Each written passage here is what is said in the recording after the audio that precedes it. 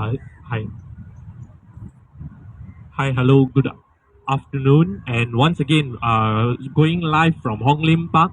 I am live streaming this on my page, Real Issues in Singapore. Today, mainly the event is about protesting against uh, the former president of Sri Lanka, Gotabaya Rajapaksa, who has fled Sri Lanka and came to Singapore and submitted his resignation while he was at Singapore. So the the main issue today why we are doing this is that in Singapore we are actually a financial hub for business, trade, and commerce in Singapore, we are a financial hub for business, trade, and commerce, much like London, New York, Sydney, uh, Tokyo, or Shanghai, or Hong Kong. So all these places have not taken him in. Why have we taken him in? And now our Ministry of Home Affairs or Foreign Affairs says that he's here on a 30-day social visit pass. But he isn't just any Sri Lankan. He's a politically exposed person. And as such, I do not adhere or agree with their narrative. And as such, I was asked by to come up with this protest. And I understand while there are Sri Lankans who are living and working in Singapore, they are not allowed to participate in like protests. And that's why I decided to take it up. And I was, however, I can see it is only me today here. And this event is, of course, a live stream for those who are not making it. And still not like disheartened or anything. However, I can see it's like quite hot and warm here. As usual, we start events at about 4 o'clock, but it's an unusually sunny day and we don't have much cloud cover. So I would do so. That being said, I'll be like talking about the risk. All right, in financial perspective, there's always risk.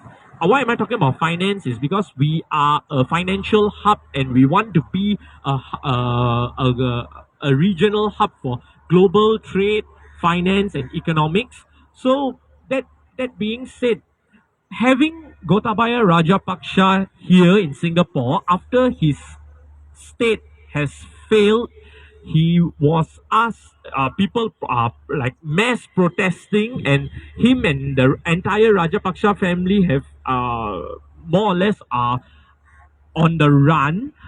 No other places. Maldives didn't take him in. He came in through Maldives, but however, they didn't take him in. What are his plans? And if he is a asylum seeker, I do not believe that we should grant him asylum. This is, and I see that there is an online petition. Mr. Raymond Ng has launched an online petition to ask our Singapore Police Force to investigate him. You guys might want to go and take a look at that petition, which I've already shared on my personal and public Facebook pages. And Mr. Raymond Ng has started that petition.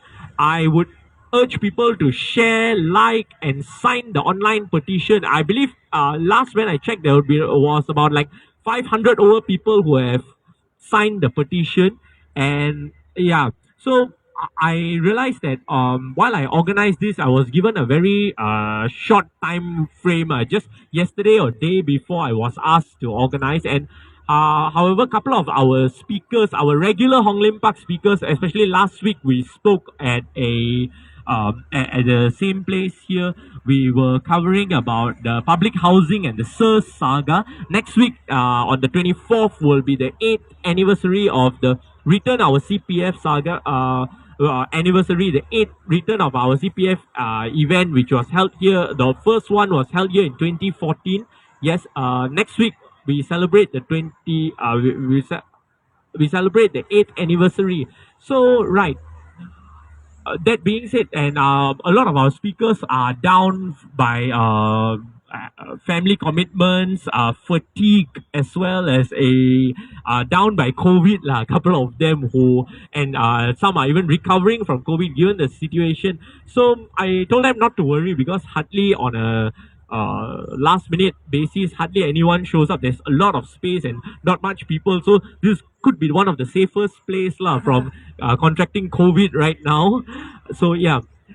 So mainly I would like to question the part on part of our government is why have they allowed Gotabaya Rajapaksa into Singapore. And this is not a new, something that is new. Before him, there was a dictator called Robert Mugabe. Yeah, they allowed Mugabe and his family in, as well as a couple of the disgraced ex budget French budget minister as well. So the question to ask is, does Gotabaya Rajapaksa or his family members, either directly or through holding companies indirectly, hold any Singapore bank accounts? Do they have any Singapore bank accounts? And if so, how much?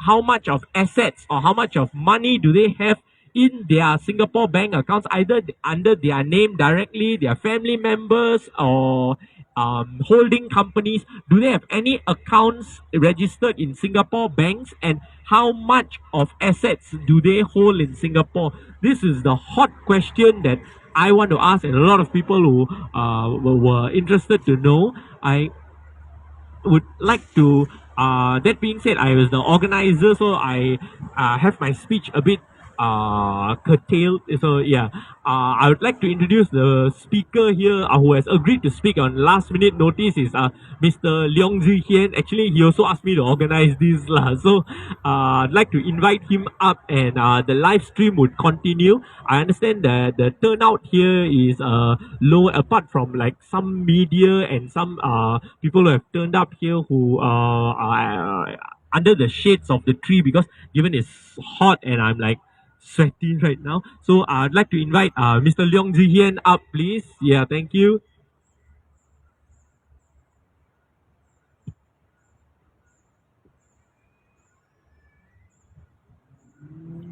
Thank you, Prabhu, for saboing me, because you just told me that I'm the only speaker today, and you are the organizer and the MC. Thank you very much. Most welcome, and also yeah, I'm more than glad to organize this lah. The next time you ask me to speak, I better check have other speakers or not. Anyway, it's not Prabhu's fault, I think. I understand that the regular speakers at Speaker's Corner, Hong Lim Park, all either kena COVID or not free or out of town. Normally, when I come to Hong Lim Park Speaker's Corner to speak, it's always very short, sharp, concise, and to the point. 10 minutes, at the most 15 minutes. But today, my puppet master tells me that I have to try to speak for as long as possible.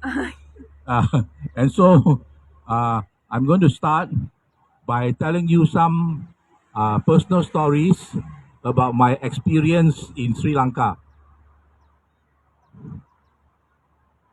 I've been to Sri Lanka a couple of times, and it all started in 2017 when a friend came to Singapore and introduced me to the high priest of a Buddhist foundation in Sri Lanka.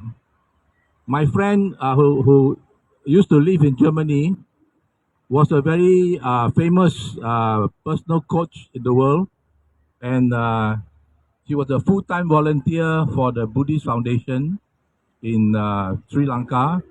Full-time volunteer means work for free lah, you know. Yeah. So she came, she introduced me to the high priest, and then they told me a fascinating story that I'm going to share with you now. And that's only in the interest of killing time. They told me that for the first time in the history of Sri Lanka, a Buddhist foundation was going to build an orphanage for homeless Tamil children. Now, there was like a 25-year civil war in Sri Lanka, and the former president of Sri Lanka, Rajapaksa, was credited with the man who ended the 25-year civil war because he was the defense minister, right? And when his brother was the president. So there is a connection to today's protest in a sense. So, like I said, for the first time, history in the making, a Buddhist foundation in Sri Lanka was going to build an orphanage for homeless Tamil children after a 25-year civil war. As an analogy, can you imagine the Palestinians building an orphanage for homeless Christian children, or the Israelis building an orphanage for homeless Palestinian children? And here's the interesting part about this building of the orphanage. A German university architecture faculty had a social project, and the social project was to design this orphanage and to help them to build it. In fact, when I went to Sri Lanka, I met about 20 students from the German university who actually went there to physically, lay the foundation, the initial bricks for this orphanage. Now, the very funny thing was when I was told the Sri Lankans assumed that the Germans would pay for the orphanage, and the Germans assumed that the Sri Lankans would pay for the orphanage, and so there was no money. The cost was US $39,000 to build this orphanage for about 200 children, which is about 2 hours north of Colombo, the capital of Sri Lanka. When I heard this, the first thing I said was, have you tried multilingual crowdfunding?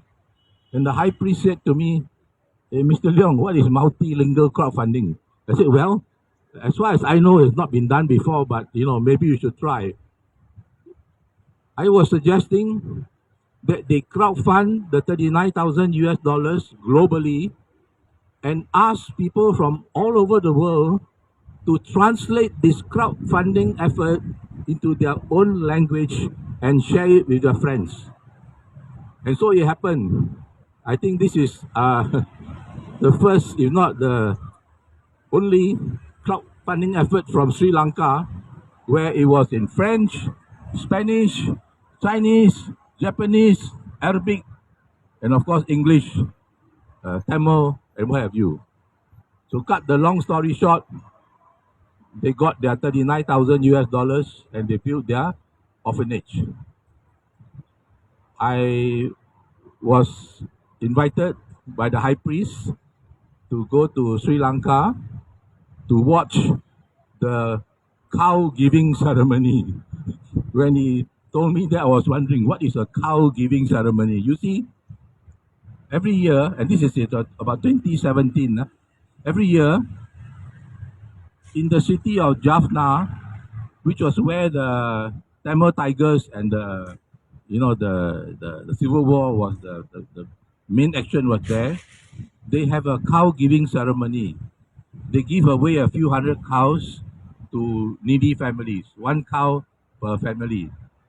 And so I made that arduous 7-hour trip overnight in a van to go from Colombo to Jaffna to witness the cow giving ceremony. And to my surprise, when I went there, I saw so many Singaporeans and Taiwanese because almost all the money for this cow giving ceremony were donated by Buddhists in Singapore and Taiwan. Now here's the best part. So the ceremony is about to start, right? So the high priest calls me and said, Mr. Leong, come. Can you hold this bowl of water for me? It's some very big, heavy silver bowl of holy water, very, very heavy, okay? And then I walked with him, and he would bless every family, the cow, as he moved along. I tell you, I've never been so, my hands have never been so tired in my life because the bowl was really very, very heavy, right? I thoroughly enjoyed my few trips to Sri Lanka because every time I'm staying in the temple with the monks. And of course, if you stay in the temple, you only have vegetarian. But I must say, the monks in Sri Lanka are very nice. They knew possibly that I was, my stomach was dying with vegetarian food. So in the morning, they started cooking fish for me right in the temple. So let me get to the point of today's event.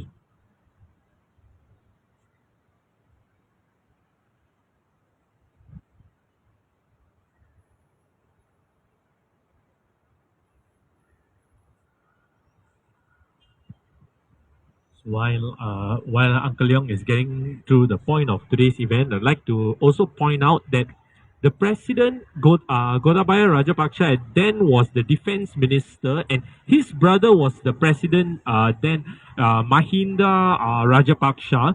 Then there is a lot of allegations and accusations of human rights abuses, and especially when the civil war was going down, they are cracked down on the Tamils or the liberation of Tamil tigers of Elam and all. Where of course the history says that they won the civil war, but at what cost and at what price? So yeah, while I was filling in that portion, and you ready your point. Thank you, Prabhu. Most Oh, welcome. I see you bought the T-shirt that I recommended to you. People and warriors. You see, yesterday I was at Yihua Emporium, which is just across the road from not too far away, a 2-minute walk from Hong Park. I saw this T-shirt selling at a super price of $9.90. So I suggested to Prabhu, hey, you should go and buy that one. And I'm so happy he has won it because when I saw that T-shirt yesterday, the first thought that came to my mind was, oh, the people's warriors of Sri Lanka. You know how many thousands of Sri Lankans have died, went to jail, persecuted, exiled, fighting for transparency, accountability, democracy, and non-discrimination. I'm going to read to you now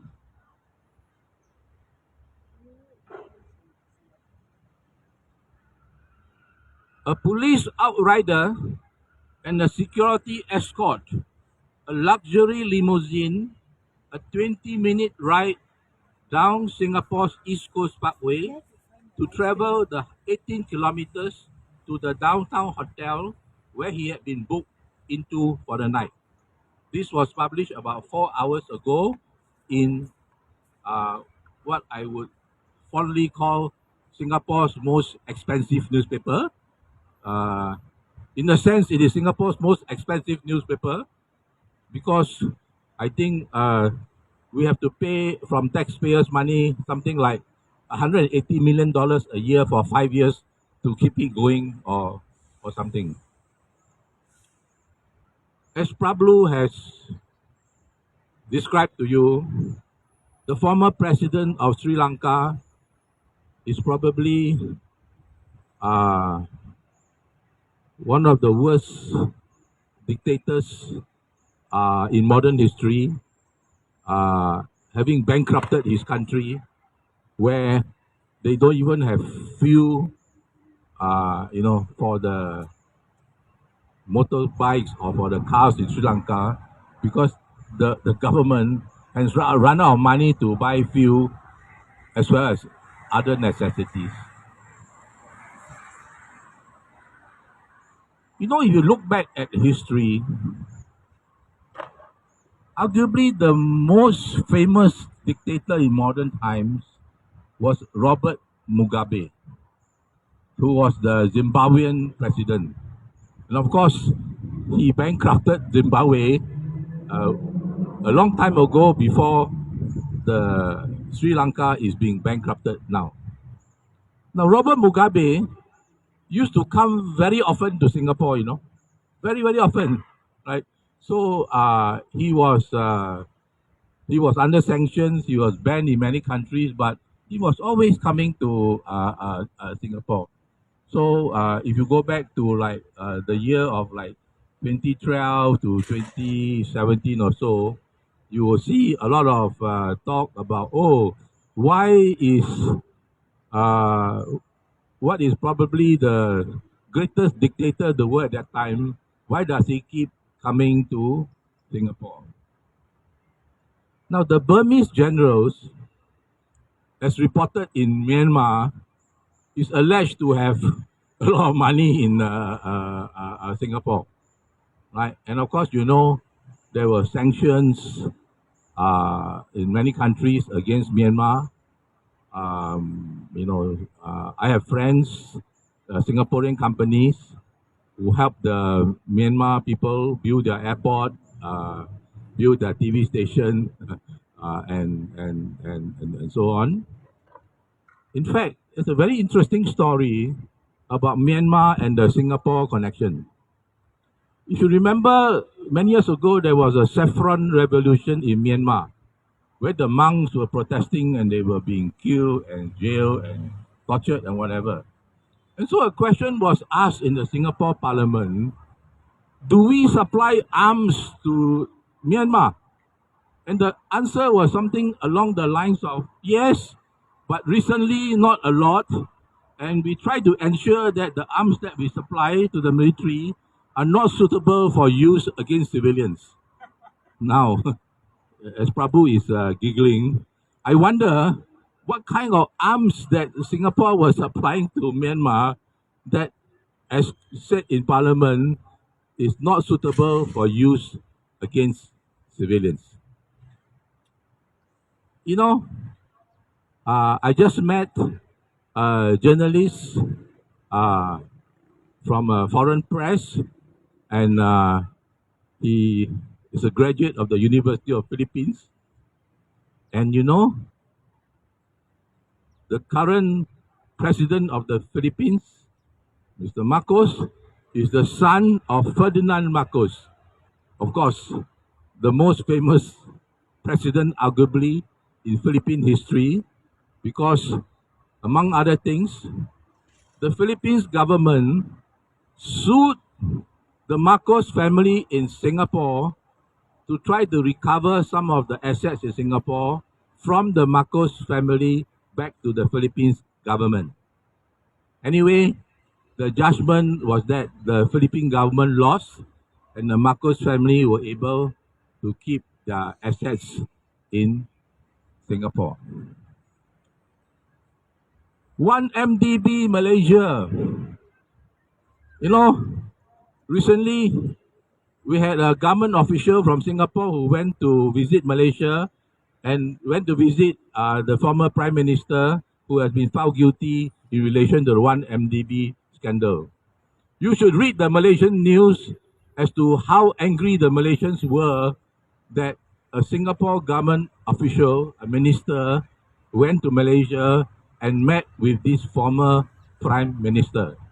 And of course, in 1MDB, if you read the book, the Malaysian book, the 1MDB scandal that brought down a government, it cites the Malaysian Auditor General that much of the money laundered went through Singapore at some point in time.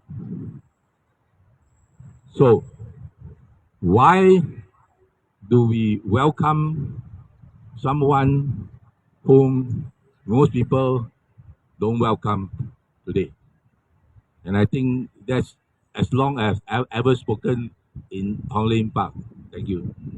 So, that being said, the question again is, why are we welcoming these people when other people are not welcoming questionable characters such as Gotabaya Rajapaksa right now, and people like Ferdinand Marcos and Robert Mugabe, Burmese generals. What is the message we are sending to the rest of the world that it's okay to come here as long as you are financially well off, or no matter what you do in your home country, it is fine as long as you don't break our laws and as long as you contribute to our economy. Is this the message that we are sending out?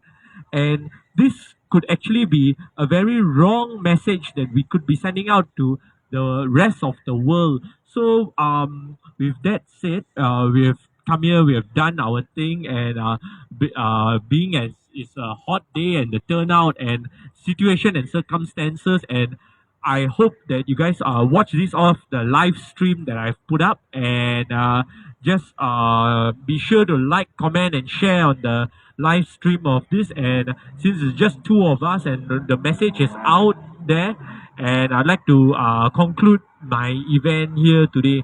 Thank you. Bye.